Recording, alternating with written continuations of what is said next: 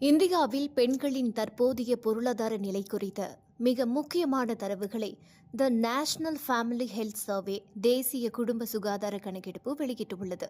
NFHS அதாவது national family health survey என்பது மத்திய சுகாதார மற்றும் குடும்ப நல அமைச்சகத்தால் நடத்தப்படும் ஒரு மாபெரும் கணக்கெடுப்பு.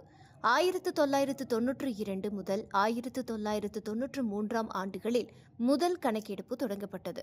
சுதந்திரத்திற்கு பிறகு இந்தியாவின் சுகாதாரம், பெண்கள் முன்னேற்றம், குழந்தைகள் நலம் ஆகியவை எப்படி இருக்கிறது என்பதை வெறும் அனுமானமாக இல்லாமல் புள்ளிவிவர அடிப்படையில் அறிந்து கொள்ளவும், அதற்கேற்ப புதிய அரசு திட்டங்களை உருவாக்கவும் இது ஆரம்பிக்கப்பட்டது. வங்கி கணக்கு. சொந்தமாக வங்கிக் கணக்கு வைத்துள்ள பெண்களின் எண்ணிக்கை கடந்த 10 ஆண்டுகளில் 53%இலிருந்து 89% உயர்ந்துள்ளது. Mobile phone.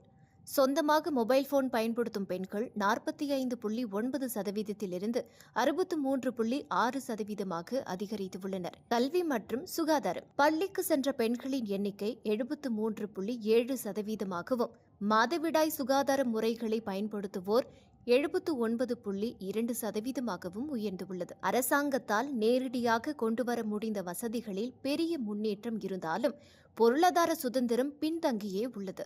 வேலைக்கு செல்லும் பெண்கள் வெறும் 30.8% மட்டுமே.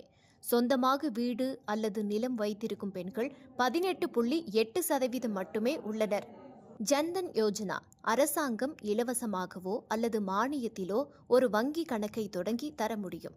இதைத்தான் அசஸ் என்கிறோம். இதில் இந்தியா மிகப்பெரிய சாதனை படைத்துள்ளது. பெண்களுக்கு வங்கி கணக்கு இருக்கிறது, ஆனால் அதில் போட பணம் தான் இல்லை. முடிவெடுக்கும் உரிமை இருக்கிறது, ஆனால் சொந்தமாக வீடு அல்லது நிலம் இல்லை. அரசாங்கம் சட்டங்களை உருவாக்கலாம், ஆனால் குடும்பங்களும் சமூகமும் பெண்களை வேலைக்கு அனுப்புவதையும் அவர்கள் பெயரில் சொத்துக்கள் வாங்குவதையும் இன்னும் முழுமையாக ஆதரிக்கவில்லை என்பதையே இந்த ரிப்போர்ட் காட்டுகிறது. தற்போது விமன் எம்பவர்மெண்ட் என்பது வெறும் சமூக வலைதள பதிவுகளாக மட்டுமில்லை, பொருளாதார ரீதியாகவும் மாற வேண்டும் என்ற விவாதம் ட்ரெண்டாகி வருகிறது.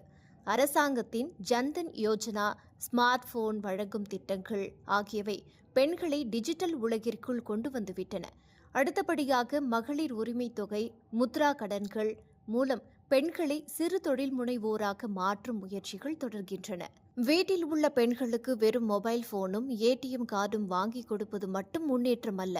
அவர்கள் பெயரில் முதலீடுகளையும் சொத்துகளையும் உருவாக்குவதே உண்மையான பொருளாதார சுதந்திரம். வீடு அல்லது நிலம் வாங்கும்போது அதை உங்கள் வீட்டின் பெண்கள் பெயரில் அல்லது ஜாயின்ட் நேமில் வாங்குங்கள்.